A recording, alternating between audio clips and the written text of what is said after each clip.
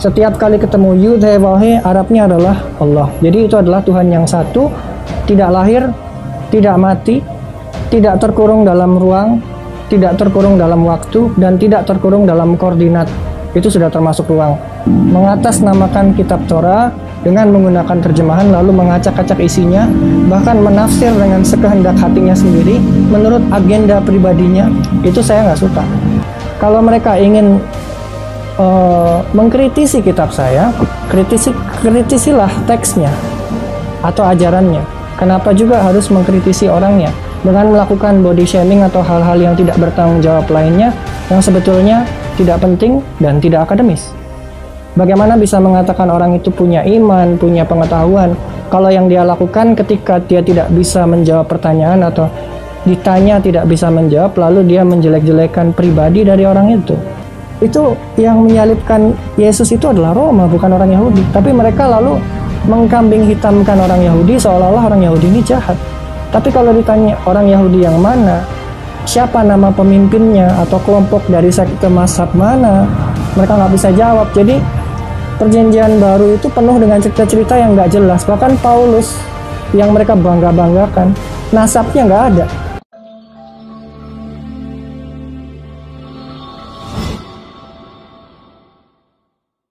Donasi dakwah pembebasan lahan Masjid Hagia Sophia telah dibuka. Dana yang dibutuhkan untuk pembebasan lahan adalah 850 juta rupiah. Alhamdulillah sudah terkumpul 200 juta rupiah dari hasil lelang dakwah mobil BMW Ustadz Insan LS Mokoginta dengan struktur bangunan 3 lantai.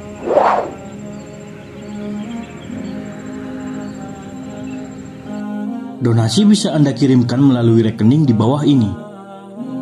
Dengan ketentuan transfer, 3 digit terakhir diganti dengan 008. B'Shem Adonai HaRahman HaRahum Hadahillah Ledonai Rabban ha'alamin HaRahman HaRahum Molech Yom Haddin Otcha Abedim Obecha Mistayim.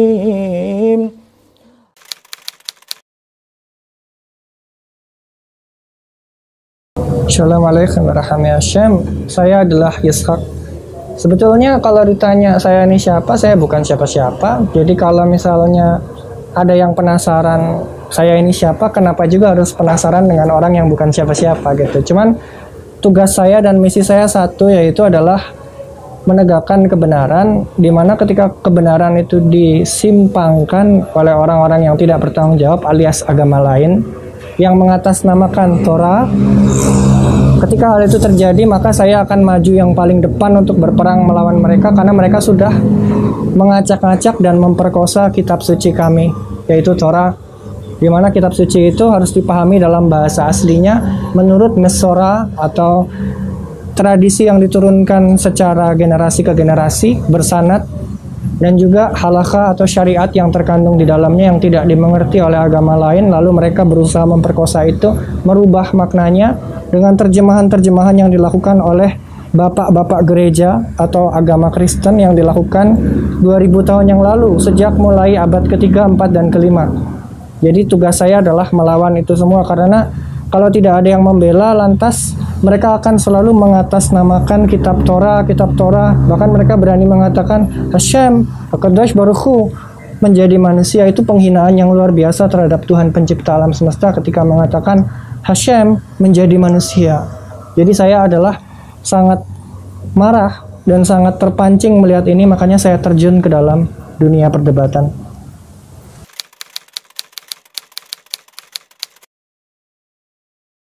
Again, kalau dibilang pakar, seseorang itu masih butuh belajar terus sampai dia mati. Nggak ada selesainya belajar itu. Yang ada adalah progres peningkatan. Kalau ditanya siapa Mori saya cuma bisa bilang Mori Mikhael. Nama lengkapnya nggak akan mungkin saya sebutkan. Kenapa? Karena orang-orang Kristen kalau kita sebutkan namanya nanti dia akan searching orang ini, biografinya, biodatanya di mana, lalu mengolok-ngolok orang tersebut. Padahal saya sangat menghormati beliau. Yang jelas beliau tinggal di Beit Shemesh di Israel.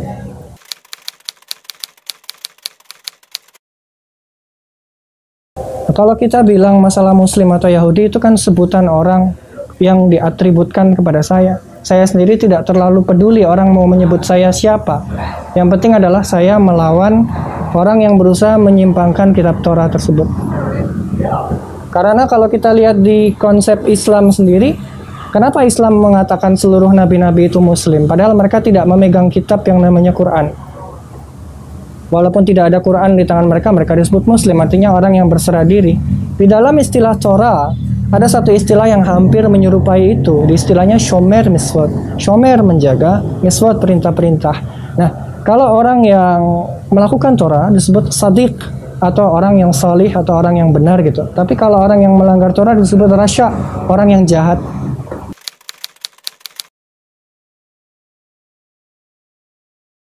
Seluruh agama mungkin mengajarkan tata cara peribadahan, dan tata cara peribadahan itu disebut dengan berbagai nama dalam berbagai macam bahasa dan dalam berbagai macam ritual gerakan. Jadi kalau ditanya apakah orang Bani Israel melakukan sholat itu bahasa Arab untuk berdoa. Orang Israel melakukan tasillah dari kata mitpalel itu berdoa, meminta sesuatu. Tapi kalau tasillah itu adalah ritual gerakannya untuk melakukan, kalau kita nyebut dalam bahasa Indonesia itu istilahnya penghormatan, pemujaan, dan juga peribadahan kepada Sang Tuhan itu yang disebut ibadah. Itu bahasa Ibraninya avodah. Avodah itu artinya beribadah, bisa juga artinya kerja. Jadi kalau kita ditanya apakah Bani Israel melakukan avodah, jawabannya adalah iya.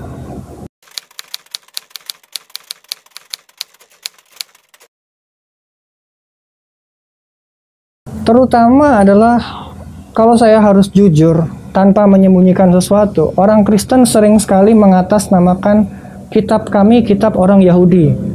Ajaran kami penerus daripada ajaran Yahudi. Sebetulnya Yahudi sendiri di dalam Torah tidak pernah disebut, adanya Israel. Kalaupun ada dalam bahasa Ibrani Yehudim, Yehudim itu artinya adalah Hod et Hashem, orang yang memuliakan Hashem. Bagaimana? Shomer miswot, menjaga perintah-perintah. Jadi orang yang menjalankan perintah Torah, menjauhi larangan Torah disebut Yehudim. Tapi ada juga orang-orang Israel yang dengan melakukan Torah disebut Shomerim, artinya penjaga-penjaga. Yehudim orang yang memuliakan. Jadi sebetulnya sebutan-sebutan itu nggak penting, karena sebutan-sebutan itu adalah kalau kita bisa mengatakan artificial division, artinya adalah membelah-belah sesuatu secara artificial yang sebetulnya di kitab suci nggak pernah disebutkan, tetapi orang menyebut, oh kamu kelompok ini, kamu kelompok itu, kamu mazhab ini, kamu mazhab itu, kamu sekte ini, kamu sekte itu. Buat saya itu nggak penting. Seperti itu kira-kira.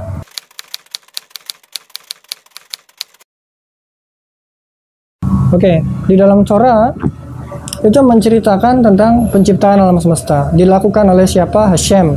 Dalam huruf Ibrani tulisannya Yud He Vav He. Kalau diterjemahkan, bukan diterjemahkan, disejajarkan ke dalam bahasa Arab, maka menjadi Alif Lam Lam Ha atau Allah. Setiap kali ketemu Yud He Vav He, Arabnya adalah Allah. Jadi itu adalah Tuhan yang satu, tidak lahir, tidak mati, tidak terkurung dalam ruang, tidak terkurung dalam waktu, dan tidak terkurung dalam koordinat. Itu sudah termasuk ruang. Jadi kalau dibilang Tuhan ada di mana, itu pertanyaan yang salah, karena Tuhan ada di mana-mana dalam arti tidak terbatasnya itu, Ein Sof.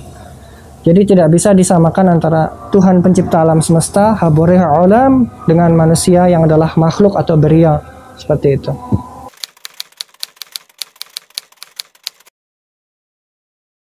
Dalam literatur Bani Israel tidak ada nama Yesus.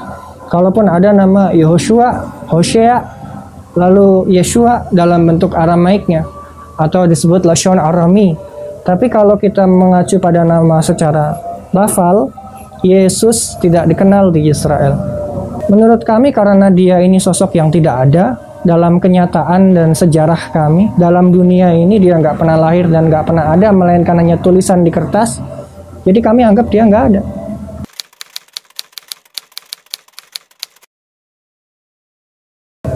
Yang paling tidak setuju orang yang menggunakan terjemahan mengatasnamakan kitab Torah dengan menggunakan terjemahan lalu mengacak-acak isinya, bahkan menafsir dengan sekehendak hatinya sendiri menurut agenda pribadinya.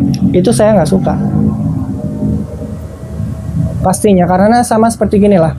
Adakah orang Islam yang suka Qurannya ditafsir sembarangan oleh agama lain tanpa menggunakan pengajaran yang bersanad itu? Pasti tentu tidak terima. Siapapun orang yang mengacak-acak kitab Anda, pasti Anda akan marah. Begitu juga dengan kami, yang kitab kami diacak-acak oleh agama lain yang tidak bertanggung jawab, yang bahkan bahasanya pun tidak mengerti tapi berusaha untuk menafsirkannya. Ini lucu. Sangat tidak masuk akal.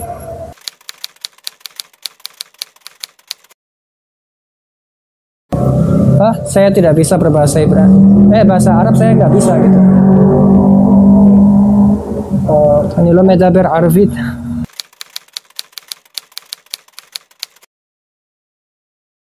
Karena bagi saya kehidupan saya adalah sebuah privacy yang tidak ingin diganggu oleh orang lain.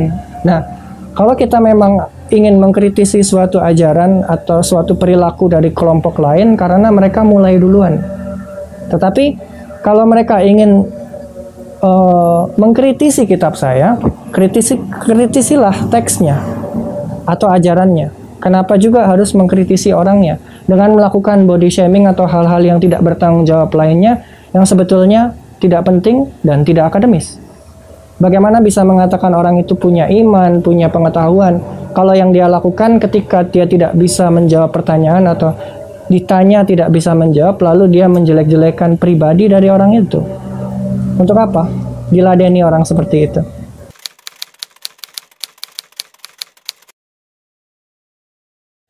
Kalau kita merujuk kepada Torah, Torah itu tidak membicarakan tentang siapa-siapa yang berisi nama-nama.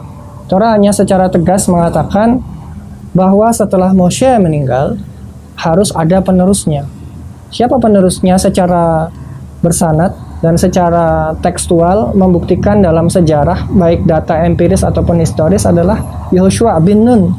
Yehoshua bin Nun sering diterjemahkan oleh orang-orang Kristen Yosua atau Joshua. Joshua bin Nun, Joshua the son of Nun. Joshua bin Nun adalah orang yang menggantikan Moshe setelah beliau meninggal untuk mengantarkan Bani Israel yang ada di padang gurun ini sampai ke Eretz Haberith, tanah perjanjian. Jadi kalau tidak ada Yehoshua bin Nun sebagai navigator atau GPS dan juga yang menyediakan mereka makan minum dengan keajaibannya, siapa lagi? Jadi itu bukan bicara ribuan tahun ke depan, tapi lebih tepatnya adalah setelah Moshe meninggal, ada penerusnya. Itu yang dimaksud. Kalau kita baca di dalam Torah, Nabi akim laham miqarif aheham, seorang nabi, aku akan hadirkan. Jadi akim, aku akan menegakkan. Menegakkan itu bukan berarti dia mati lalu dia dihidupkan, bukan. Maksudnya menegakkan itu menghadirkan. Aku akan menegakkan seorang nabi di antara kalian dari kakak-kakak pria mereka. Itu teksnya. Bla bla bla, seterusnya kamoka seperti dirimu dan lain-lain. Barang siapa yang tidak mengikuti perkataannya, maksudnya adalah perintahnya dari nabi itu, orang itu nanti akan dituntut. Kalau nggak di dunia ya berarti di akhirat. Tapi dalam pengertiannya, Bani Israel harus tunduk kepada nabi yang hidup. Karena waktu itu kan posisinya Yehoshua bin Nun ini hidup dan menjadi nabi mereka. Jadi apapun yang dia perintahkan itu wajib untuk diikuti. Kalau enggak, akan dianggap sebagai pembangkang atau orang yang melawan gitu.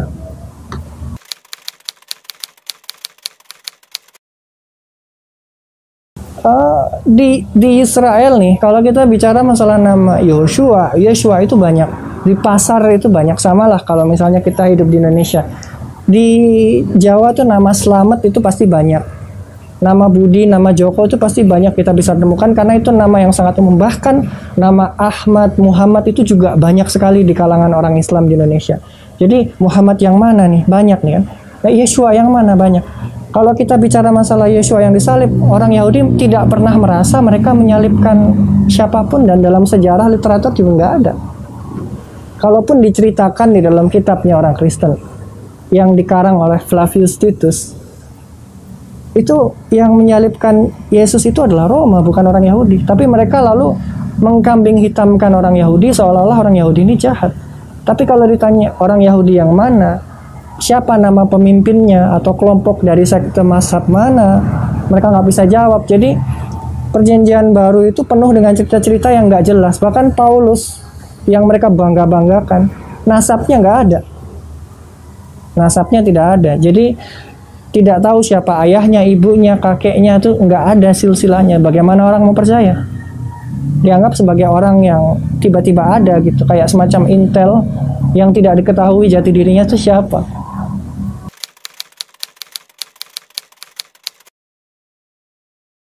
Tidak ada, karena di dalam Torah dikatakan lo yiyalakha alaihim ahrim alfanai, tidak akan ada padamu sesembahan atau kekuatan lain di hadapan wajahku. Wajahku itu maksudnya kehadiran Hashem, Shekhinat El. Jadi kalau kita bicara masalah Trinity nggak mungkin, karena Syama Israel, Hashem Elohim, Hashem Ahad. Dengarlah Israel, Hashem adalah otoritas kami atau ilah kami. Hashem adalah satu. A'lam ya Israel annallaha rabbuna Allahul wahid. Kalau di dalam kitab Targum Raf Sa'adiyah Gaon, Targum Raf Sa'adiyah Gaon di Leshon Arvit itu artinya adalah Torah dalam bahasa Arab yang diterjemahkan oleh orang Yahudi yang berbahasa Arab gitu. Jadi manuskripnya ada dua, satu Targum Raf Sa'adiyah Gaon, satunya adalah Targum yang diproduksi di Israel Utara oleh kaum Shomeri.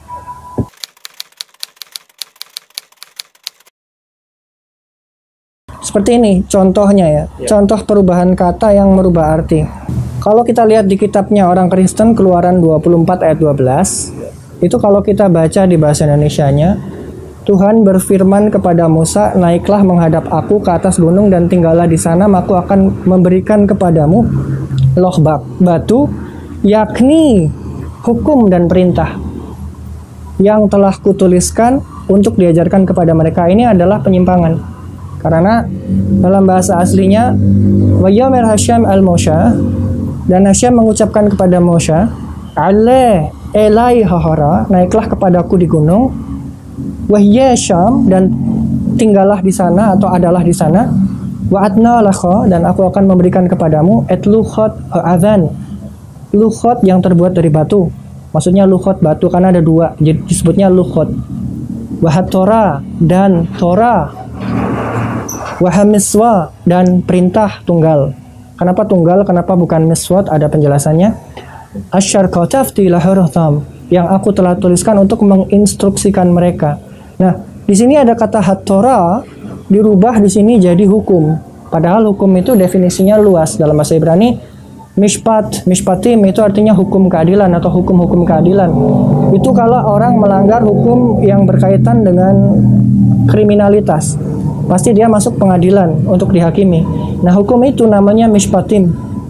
Nah, kalau di sini Torah diterjemahkan sebagai hukum, itu keliru karena Torah artinya instruksi. Instruksi yang bagaimana? 248 perintah dan 365 larangan yang ada di dalam Torah. Termasuk dari 365 diambil 5, dari 248 diambil 5, itu jadi 10 perkataan. Aseret hadavarim. Atau kalau orang Kristen sering menyebutnya the Ten Commandments.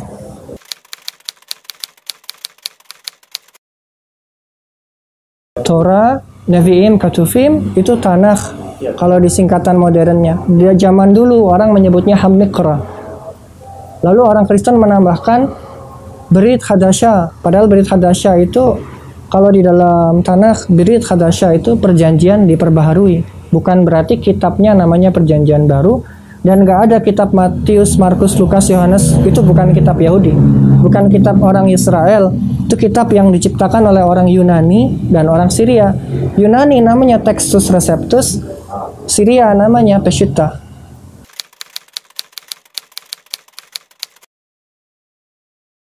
Secara konsep logika, perjanjian baru itu tidak bisa berpijak tanpa Torah. Kalau Torahnya diambil, dia tenggelam. Seperti itu, dan memang terbukti tanpa adanya kitab orang-orang Israel yang disebut Hamikra atau Tanakh, perjanjian baru ini ibarat orang yang dilempar ke laut, dia tenggelam, dia nggak bisa berpijak karena nggak ada pijakannya.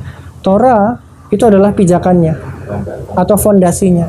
Tanpa itu dia tenggelam, karena memang seluruh nubuatan yang diklaim di dalam kitab Perjanjian Baru itu mencomot dari kitabnya orang Yahudi, tetapi tidak kontekstual, hanya satu ayat diambil dibikin klaim, satu ayat diambil dibikin klaim, tidak dibaca seluruh pasal dan tidak sesuai dengan konteks. Contoh, Yeshayahu 9 ayat yang kelima itu berbicara mengenai Raja Hizkiyahu yang disebut Sar Shalom atau Pangeran Kedamaian.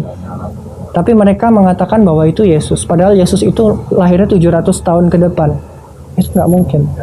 Dan Yeshayahu 39 ayat 8 juga wa yomer Hizkiyahu el Yeshayahu, dan Hizkiyahu mengucapkan kepada Yeshayahu bla bla bla Kiyya shalom wa ameh biyamai, karena akan ada Kiyya shalom, karena akan ada kedamaian, wa ameh dan kebenaran, wa yamai di hari-hariku.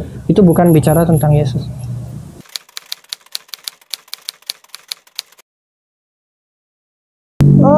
Kalau kita lihat dari pengertian bahasa yang diturunkan turun-temurun ya, kosakata Injil itu adalah bahasa Ibrani yang diarabkan.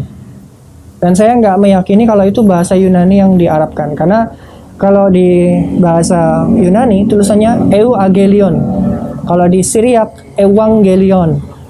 Lalu kalau kita melihat di dalam bahasa Ibrani, orang Yahudi yang benci kepada New Testament atau Brit Hadasha, mereka mengatakan itu adalah awon gilayon. Maksudnya adalah lembaran kejahatan, awon gilayon. Dan ada juga yang mengatakan itu adalah awen gilayon. Awen itu artinya juga sesuatu yang korup atau yang rusak gitu. Jadi ajaran Kristen itu dianggap sebagai sesuatu yang sangat menyimpang, karena kedusyat Hashem, menyucikan Hashem itu sudah mereka langgar dengan menyembah tiga Trinity tadi itu. Nah, tapi kalau kita merujuk kepada pengertian yang lain, ein gilayon, tanpa lembaran. Nah, huruf G, Gimel, itu kadang-kadang di dalam dialek Yahudi tertentu ada yang berubah menjadi Jimal. Gimel, Jimal. Jadi, kalau misalnya awon gilayon, awon gilayon. Nah, kalau kita bilang ein gilayon, artinya tiada lembaran. Kalau misalnya sosok Isa yang di dalam Quran itu nyata, lalu dia memberikan ajaran kepada muridnya secara lisan, berarti dia tidak mencatatnya. Murid-muridnya juga tidak mencatatnya. Kalau tiba-tiba muncul tulisan 300 tahun ke depan, itu pertanyaan dari mana tuh tulisan? Nah, jadi sebetulnya ajaran dari Isa, kalau dia real, bisa dibuktikan secara historis dan empiris. Kalau dia ada, ajarannya lisan, berarti Angelion adalah tanpa lembaran. Ajarannya diwariskan secara verbal, tanpa harus dicatat. Jadi kalau ada orang yang tanya mana Injil yang asli, pertanyaannya salah. Karena tidak pernah dituliskan dan tidak pernah diperintahkan untuk menuliskan kitab dengan judul Injil atau Angelion. Dari awal mulanya, ketika Isa memberikan ajaran Torah lisan kepada muridnya, Angelion, tanpa lembaran, tanpa ditulis, semuanya dalam bentuk lisan. Mereka hanya mendengarkan praktek tanpa mencatat. Ketika mereka semua sudah meninggal, ajaran itu punah. Kalau dibilang mana kitabnya, tidak ada. Bukti historis dan empiris apa yang mengatakan kalau Injil itu ada aslinya? Dari mana kita bisa membuktikan itu? Tidak ada. Oke, sehingga perlu dipertegas ya bahwa perjanjian lama dan perjanjian baru yang dipegang oleh orang Kristen itu bukan Injil. Bukan. Menurut saya, kalau tanya menurut saya ya, itu bukan Injil. Karena Injil dalam pengertian, walaupun saya bukan seorang ahli Quran, tapi saya bisa melihat dari konteks kalau ternyata orang Islam sendiri pro kontra bahwa Injil, kitab itu bukan selalu buku. Kitab bisa ajaran kan. Nah, kalau misalnya kitabullah itu ajaran Allah, apakah harus bentuknya buku? Enggak, ternyata dalam bahasa Quran tidak seperti itu penjelasan mereka. Nah, berarti Injil itu hanyalah ajaran Torah lisan yang diwariskan oleh Isa atau Yeshua kepada muridnya. Lalu ajaran ketika mereka sudah meninggal atau hilang dari dunia ini, ajaran itu juga ikut hilang bersama mereka. Sama seperti aliran Qumran. Ada orang-orang Israel itu tinggalnya di gua-gua, namanya Isyim. Kalau orang Kristen menyebutnya Eseni. Isyim tinggal di dalam gua-gua. Ketika orang-orangnya musnah, ajarannya pun hilang. Kitabnya juga nggak ada. Dan tidak ada yang bisa mencontohkan gimana ajaran Isyim itu. Orang-orang Sedukim atau orang Kristen menyebutnya Saduki Orang-orangnya hilang, ajarannya juga hilang. Tapi orang-orang Yahudim dan orang-orang Shomerim karena masih hidup, mungkin orang-orang Shomerim 800 orang, Yahudim banyak berapa belas juta gitu di Israel. Kalau di dunia lebih banyak lagi. Karena orang-orang yang masih hidup, ajarannya pun masih terus berlanjut. Tapi kalau Kristen, Kristianos, kitabnya itu munculnya abad ke-3, 4, dan ke-5. Dari tahun 1, dari abad ke-1 sampai abad ke-3 mereka nggak megang kitab. Jadi dari mana? Jadi itu sangat aneh kalau orang-orang Israel dari awal sudah punya kitab, orang Islam juga dari awal sudah punya kitab walaupun prosesnya berbeda. Orang Israel, kitab disalin dari manuskrip ke manuskrip. Per lembarnya harus sama huruf-hurufnya. Kalau orang Islam mendengarkan dulu, dihafalkan, diulang-ulang, baru terakhir dicatat. Jadi proses mendapatkan kitabnya berbeda. Kalau orang Kristen, tiba-tiba 300 tahun ke depan ada kitab, itu nggak tahu tulisan siapa.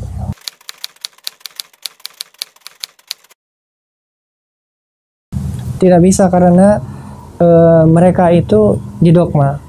Ketika orang terdogma dengan sangat kuat, logika seperti apapun akan kalah, karena bahkan ada pendeta yang mengatakan kalau beriman itu logikanya harus dibuang, akalnya harus dibuang. Bagaimana seseorang bisa dikatakan punya emunah, punya iman, kalau akalnya dibuang? Itu udah nggak masuk logika. Karena beriman dalam konteks Torah, emunah, ketika shomer miswot menjaga perintah, maka dia beriman. Ketika dia nggak melakukan perintah, dia dianggap nggak punya iman.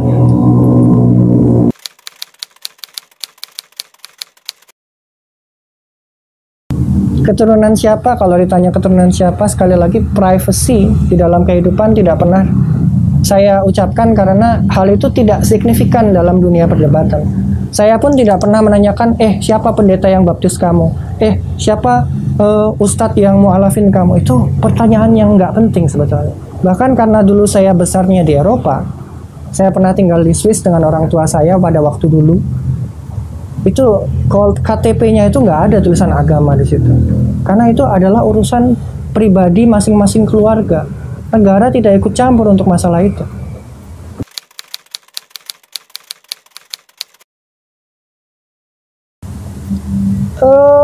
Kalau kita bicara masalah kenapa seseorang memakai kippah atau memakai penutup rambut, karena di dalam konsep Bani Israel itu menghormati Tuhan pencipta alam semesta itu adalah dengan menutup bagian atas kepala rambut. Kalaupun muncul hanya sedikit saja, itu nggak ada masalah. Tapi yang paling penting ketika peribadahan semuanya tertutup.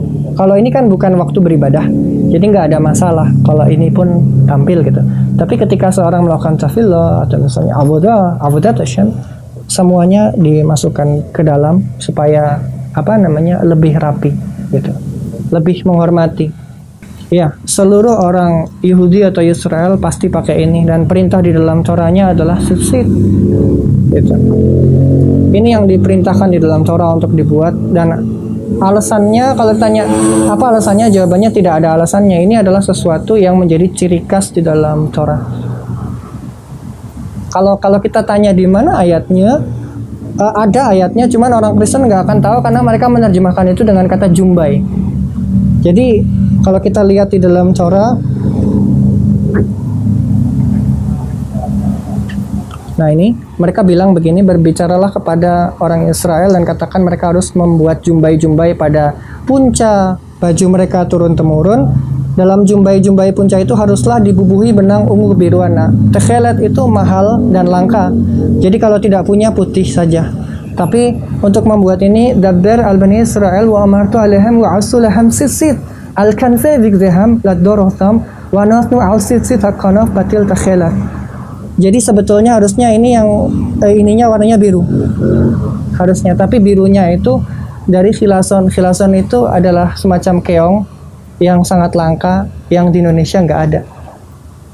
Jadi karena itu lebih baik putih. Jadi menjalankan setengah masih lebih baik daripada enggak sama sekali. Karena kalau kita taruh biru yang asal-asalan itu malah salah, nggak sesuai perintah.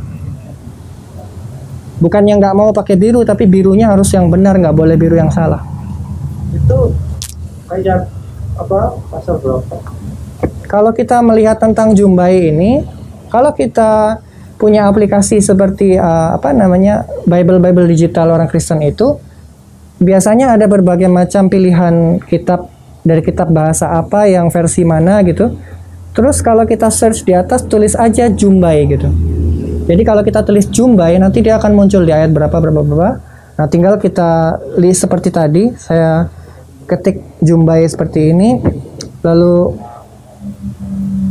nanti kita lihat ada di mana saja. Nah, jadi ada banyak, ada berapa, 1, 2 gitu ya. Kalau kita lihat di bahasa Indonesianya, karena kan nggak mungkin saya menginstruksikan dengan ketikan Hebrew di sini. Jadi di sini ada Jumbai.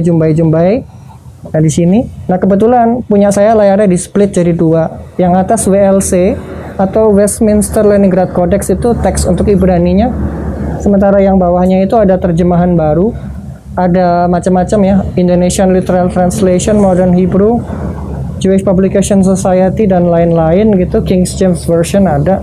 Nah ini yang teks yang paling penting adalah di sini. Jadi kita mempelajari bahasa originalnya.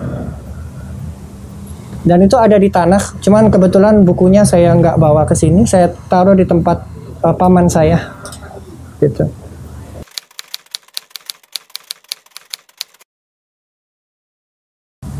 Kalau kemarin waktu saya bikin rekaman dengan Profesor Menachem Ali, dia bilang kesejajaran Torah dengan Quran. Nah itu ada, karena walaupun secara teknis setiap keyakinan atau agama pasti memiliki cara yang beda-beda, formula ibadah yang berbeda-beda, tapi ada satu konsep atau 2 konsep yang pasti sama. Contohnya Tuhan itu satu, otomatis tidak mungkin 2. Lalu Tuhan tidak lahir, Tuhan tidak mati. Lalu di dalam Torah dikatakan Lo Ish El, artinya adalah Tuhan atau kekuatan pencipta semesta alam semesta ini bukan pria, Uven Adam, dan bukan putra manusia, dan seterusnya. Terus dikatakan Wenishmartem me'ot lenafshotechem, dan kalian harus menjaga nefesh kalian. Di situ diperintahkan tidak boleh membayangkan atau menciptakan suatu sel atau patung yang melambangkan pria dan wanita. Kenapa tidak boleh menggambarkan Tuhan sebagai pria atau menggambarkan Tuhan sebagai wanita, atau memahat sesuatu yang berkaitan dengan pria dan wanita? Karena Tuhan bukan kedua-duanya. Karena itu hanya untuk makhluk hidup, ciptaan. Tidak boleh juga membentuk patung hewan yang menyerupai hewan darat, hewan laut, ataupun hewan udara. Karena itu berhala semuanya. Kalau beribadah kepada patung buatan manusia atau gambar buatan manusia, maka itu adalah berhala, dilarang di dalam Torah. Jadi itu tidak diperbolehkan, tidak diizinkan sama sekali. Gitu.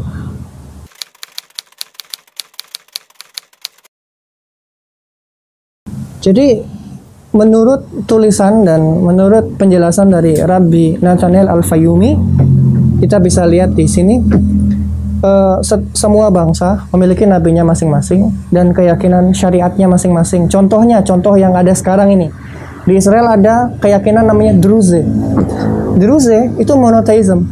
Mereka punya sistem sendiri, punya kitab sendiri, dan nggak ada yang mengganggu mereka, dan mereka juga nggak ganggu siapa-siapa. Islam punya sistem dan syariat sendiri. Sikh itu monotheism juga, punya sistem dan syariat sendiri. Itu yang real di zaman sekarang. Jadi agama itu bukan cuma 6, bukan cuma Kristen, Katolik, Islam, Hindu, Buddha, Konghucu, Tao, bukan cuma itu. Cuman di dunia ini masih ada banyak lagi, cuman kita nggak pernah ketemu aja di Indonesia. Atau mungkin kurang familiar orang-orang di Indonesia dengan keyakinan-keyakinan itu. Orang-orang Druze ini diyakini sebagai keturunan Bani Midian. Midian itu adalah keturunan dari siapa? Hagar. Jadi Hagar punya nama lain Ketura, Sarah punya nama lain Yiska. Nah, Ketura ini melahirkan anak, salah satu anaknya namanya Midian. Jadi Bani Midian itu adalah keturunan dari Hagar. Jadi masih ibaratnya orang Islam kan patokannya Muhammad itu bernasabnya sampai Ismail. Ismail adalah putra dari Hagar. Gitu. Nah, putra Hagar yang lain adalah Midian. Nah, itu juga ada keturunan-keturunannya yang sekarang namanya keyakinannya Druze, dan itu monotheism. Nah, orang Yahudi kalau melihat Anda monotheism, good, tidak akan mengganggu siapapun yang monotheism. Tapi ketika ada orang yang polytheism atau menganggap Hashem itu sesuai dengan tafsir atau prasangka mereka, mengatasnamakan Torah, baru kita akan menasihati mereka. Karena di dalam Torah dikatakan seperti ini. Ini harus diperjelas karena di dalam Torah tidak mengajarkan kebencian. Walaupun Moshe pernah diperintahkan untuk berperang melawan 7 bangsa besar. Salah satu bangsanya Amalek, itu mungkin bangsa ke-8 yang bangsa itu namanya dihapus dari muka bumi. Tidak diingat lagi, bangsanya sudah tidak ada lagi, negaranya sudah tidak ada lagi. Tapi kalau kita lihat di dalam Torah, sebentar. Sebelum ke sini, Nathanael Al-Fayumi mengatakan Muhammad itu nabi bagi Bani Ismail. Bani Ismail punya nabi namanya Muhammad. Muhammad itu membawa tauhid. Tauhid itu fungsinya untuk karena zaman dulu, zaman jahiliyah, orang menyembah berhala di Ka'bah. Di Ka'bah itu dulu banyak patung-patungnya, banyak berhalanya, sudah disingkirkan semua oleh Muhammad.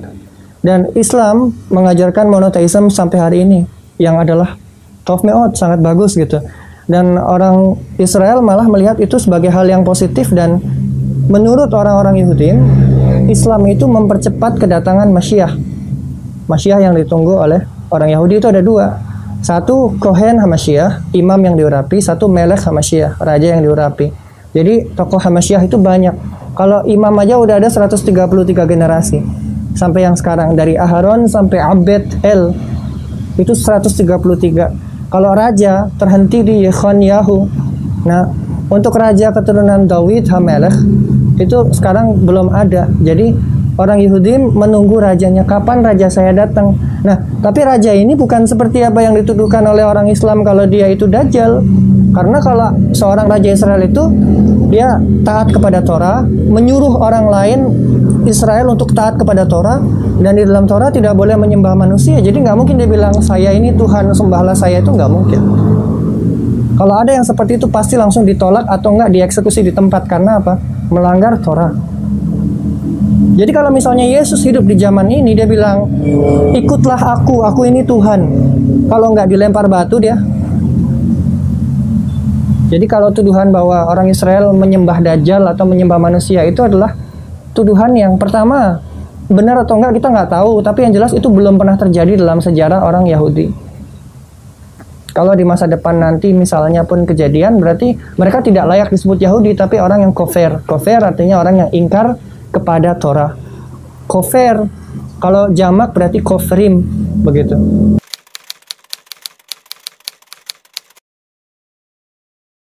Kalau menurut mereka definisi Masyiah itu beda dengan definisi Masyiah di dalam bahasa Ibrani atau di dalam Torah. Kalau Masyiah bagi kami adalah Aharon, Imam Aharon atau Kohen punya anak, punya keturunan banyak sampai sekarang 133 generasi. Itu semuanya Masyiah.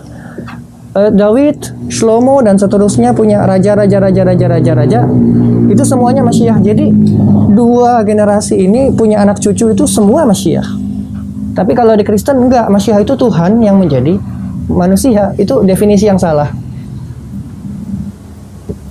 Kalau dalam Torah dikatakan Hakohen Masyiah. Siapa yang dikatakan di dalam Torah Hakohen Masyiah? Aharon. Waktu itu Aharon yang masih hidup gitu.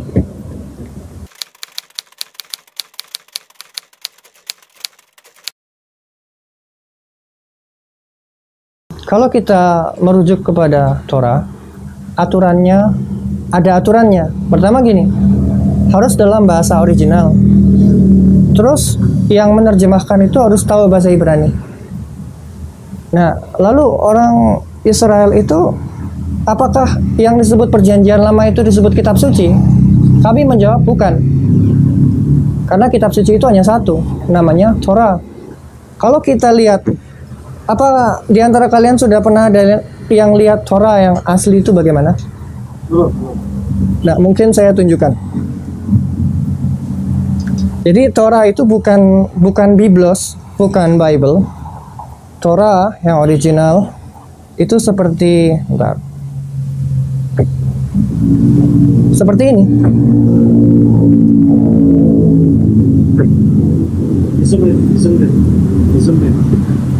Kita cari di Google Sefer Torah, itu ada Sefer Torah. Nah, Sefer Torah bentuknya gulungan seperti ini. Sefer Torah bentuknya gulungan seperti ini, ditulis dalam bahasa Ibrani, dipahami teksnya berdasarkan pengajaran bersanad yang tidak terputus sampai ke Moshe Rabbeinu. Jadi kami kalau menyebut Moshe itu Rabbeinu, Rabbeinu itu artinya adalah guru kami atau ulama kami, karena dia adalah guru yang paling pertama yang mengajarkan Torah, gitu. Nah, jadi Torah bentuknya seperti ini. Selain daripada Torah, itu bukan kitab suci namanya, karena istilah kitab suci itu bukan istilah dari bahasa Ibrani atau istilah dari bangsa Israel gitu. Kami menyebut Torah Hakadosha, artinya Torah itu suci. Tapi kami nggak pernah bilang kitab itu suci. Kita hanya menyebut Torah yang suci. Jadi kalau ada kitab misalnya Yeshayahu, Zekhariyahu, kitab Nevi'im, Ketuvim itu bagi kami bukan kitab yang suci namanya, karena tidak ada kesucian yang melebihi Torah gitu. Apalagi kalau yang namanya kitab terjemahan itu nama Tuhannya itu berubah, tidak sesuai dengan original teks. Kalau bahasa Ibrani itu nama Tuhan itu nggak bisa dirubah-rubah, seperti itu. Sebetulnya kalau kita lihat di teks originalnya juga, kalaupun ada terjemahan yang menceritakan suatu insiden, jadi gini, Yehezkel itu nama nabi. Nabi itu hidup di zaman tertentu yang dia melihat dengan matanya sebuah insiden. Insiden itu dicatat. Nah, tulisan-tulisan itu bukan kitab suci namanya. Yang nyebut itu kitab suci adalah orang Kristen. Di mata orang Yahudi, kitab Yehezkel adalah kitab sejarah. Jadi kenapa disebut Tanakh? Pertama, ada tiga. Dia nggak masuk Torah. Bukan. Jadi gini, Tanakh itu Torah, Nevi'im, Ketuvim. Torah itu yang di gulungan tadi itu, Torah. Ini suci, isinya perintah dan larangan. Ya bersunat, ya menikah dan lain-lain itu ada di sini perintah ini. Nevi'im itu insiden-insiden yang terjadi di zaman itu ataupun ramalan nubuatan untuk masa yang mendatang. Jadi kalau kamu berbuat begini nanti akan terjadi seperti ini. Kalau kamu berbuat gini nanti akan terjadi seperti ini. Itu namanya Nevi'im.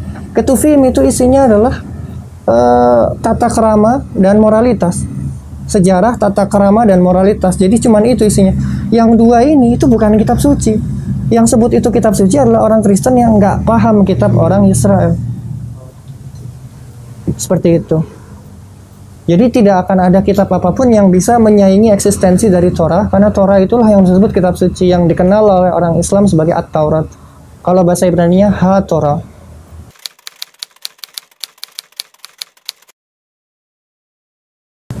Kalau kita baca Shema Israel, itu Shema Israel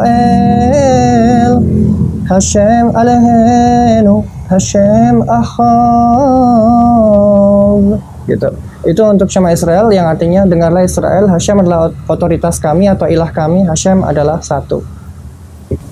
Sebetulnya pembacaan dengan melodi itu setiap mazhab kan punya perbedaan. Sebetulnya kalau Bani Israel itu baca itu lebih cenderung biasa tanpa melodi, tapi kalau kita misalnya baca di Bereshit bara anahim anta jamayim aras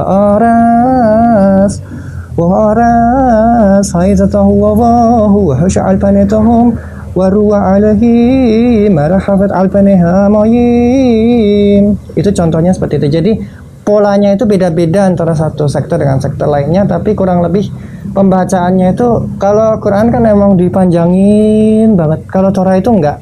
Kenapa? Karena pesan yang disampaikan di dalam Torah itu adalah ya tadi, satu Haggadah. Haggadah itu narasi penceritaan, dua halakha atau syariat. Sebenarnya kontennya cuma dua. Penceritaan alam semesta diciptakan bla bla bla, sejarah bla bla bla.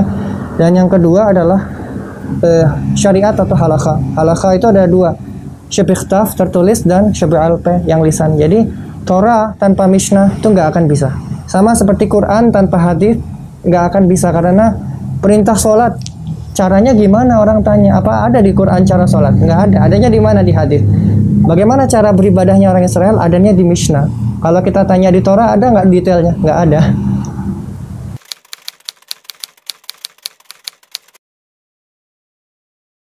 Bahasa Ibrani untuk percakapan sehari-hari berbeda dengan bahasa Ibrani untuk kitab suci. Gramatikal sintaksnya berbeda. Kalau misalnya untuk kitab suci saya bisa mengarahkan, tapi kalau untuk modern Hebrew itu sudah kosakatanya lain. Walaupun tulisannya huruf Ibrani tapi bahasanya beda, grammarnya lain gitu. Terus kebiasaan kosakata yang dipakai berbeda, SPOK-nya berbeda, susunannya berbeda gitu. Misalnya ada yang subjek dulu baru predikat, ada yang predikat dulu baru subjek, itu perbedaannya di situ.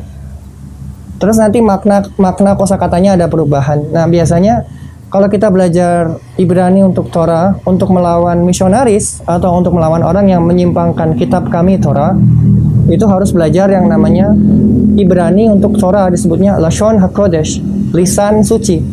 Beda lisan suci dengan Lashon HaIvrit. Kalau Lashon HaIvrit itu bahasa Ibrani, tapi kalau Lashon HaKodesh itu bahasa suci. Jadi Torah itu disebutnya bahasa suci, bukan bahasa Ibrani. Jadi dibedakan antara Lashon HaKodesh untuk Torah dengan Lashon HaIvrit untuk percakapan sehari-hari. Beda lagi dengan Lashon Arami, percakapan bahasa sehari-hari 2000 tahun yang lalu oleh Chazal atau Sanhedrin. Chazal itu singkatan Hachamenu Zichronam Livracha. Jadi mereka ini adalah ulama-ulama kami yang Zichronam Livracha, yang ingatan mereka diingat dan mereka juga orang-orang yang terberkati gitu. Jadi bahasa percakapan mereka adalah Aram, sedangkan bahasa peribadahannya adalah Ibrani. Kalau Anda orang Indonesia, bahasa percakapan Anda bahasa Indonesia, bahasa ibadah Anda bahasa Arab.